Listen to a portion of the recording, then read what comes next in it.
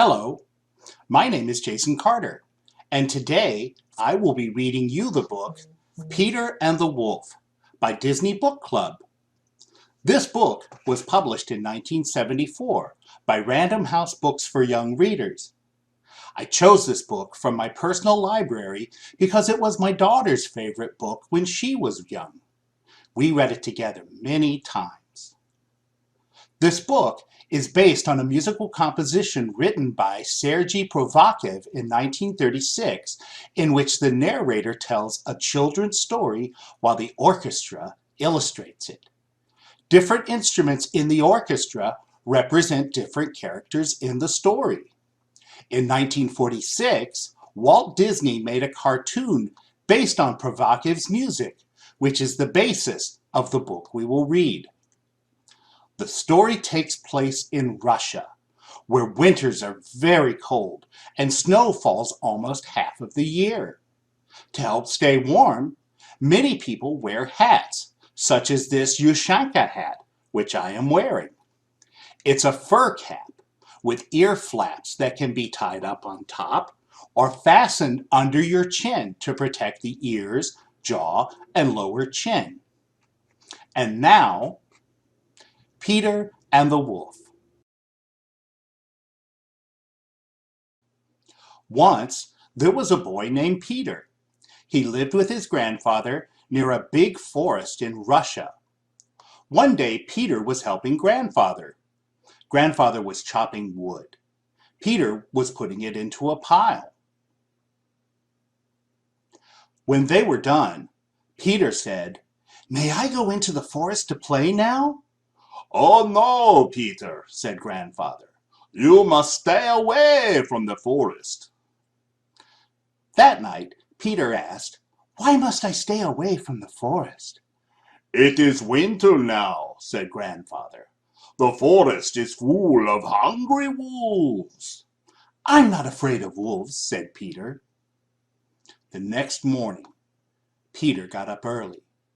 Grandfather was still sleeping. Peter took his toy gun and some rope. He tiptoed past Grandfather's bed. He sneaked out of the house. "I'm going to catch me a wolf," said Peter, and he went into the forest. "After I catch him, I will shoot him like this," cried Peter. "Pow! Pow!" "Who is making so much noise?" asked Sasha the bird. "It's me," said Peter. "I was pretending to shoot a wolf." "This is no place to pretend," said Sasha. "There are real wolves in this forest." "And I'm going to catch one," said Peter. Sasha hopped onto Peter's gun.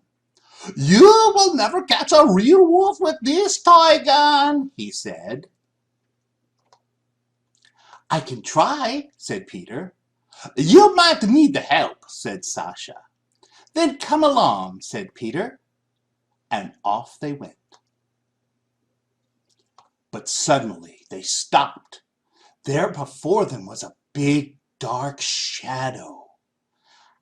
"I think it's a wolf," whispered Peter. Was Peter right? Was it a wolf? No, it was Sonia the duck. "Hi," she said. "What are you doing here?" "We are hunting for wolves," said Peter. "Oh, let me hunt too," cried Sonia. "I have always wanted to catch a wolf." "Come along," said Peter, and off they went. They did not know that someone was watching Sasha. It was Ivan the cat, and he was hungry. No one saw Ivan sneak up behind Sasha. "What a tasty breakfast," Ivan thought. No one saw Ivan put out his paw. But when Ivan pounced and Sasha screeched, everyone turned around. "Ivan," said Peter, "give me that bird." Poor Ivan was so hungry. Still, he let go of Sasha and looked sorry. Then Ivan saw something that made him jump. He jumped so high he landed on Peter's head. "Look!" he cried. "A wolf!" It was a wolf. A big, hungry wolf. Everyone tried to hide behind a tree, but the wolf came closer and closer. They could see his sharp teeth and his bright pink tongue. Peter and Ivan climbed up the tree. Sasha flew up beside them. But Sonia could not climb or fly.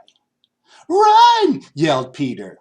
Sonia ran as fast as she could. The wolf chased her into some bushes. Then the wolf came out of the bushes. He had a duck feather in his mouth. Sonia did not come out. Peter and his friends felt very sad. "Poor Sonia," they said, and they began to cry. But there was no time for tears. The wolf was trying to get up the tree. Peter thought of a plan. He told the plan to Sasha and Ivan. Sasha flew down to tease the wolf. The wolf tried to catch Sasha. The wolf was so busy he did not see Ivan put the rope around his tail. Peter pulled the rope tight. "Hurry, Ivan!" he cried. "Help me pull the wolf up!" The wolf knew he was caught. He began to kick and fight. Then Peter and Ivan jumped off the branch. The wolf went up into the air. Peter held on to the rope. Ivan held on to Peter. "I'll go and get help," said Sasha, and off he flew. Sasha went through the forest looking everywhere for help. At last, he saw 3 hunters. The hunters were hunting for a wolf. "This way!" cried Sasha. "Follow me!" But the hunters kept going. They did not understand him. Sasha flew down in front of the hunters. He chirped as loudly as he could. The hunters stood there looking at Sasha. They still did not understand him. Then Sasha had an idea. He used his feet to make 4 letters in the snow. H-E-L-P. "Now I understand," said one hunter. "We must follow this bird." The hunters followed Sasha. He led them to Peter and Ivan. What a surprise for the hunters! Peter and Ivan had caught a wolf. "I'll kill that mean wolf," said the hunter. "Oh no!" cried Peter. "Don't kill him. He isn't mean. He is just hungry. Let's take him to the zoo." "That is a good idea," said the hunters. "The wolf can't be too hungry," said Sasha. "He just had Sonia for breakfast." "He did not," said someone. It was Sonia. "Sonia, you are safe!" cried her friends. Then everyone marched off to the zoo. What a parade! Peter and his friends led the way. The hunters carried the wolf. Soon they passed Peter's house. When Grandfather saw the parade, he could not believe his eyes. Peter and his friends had caught a wolf.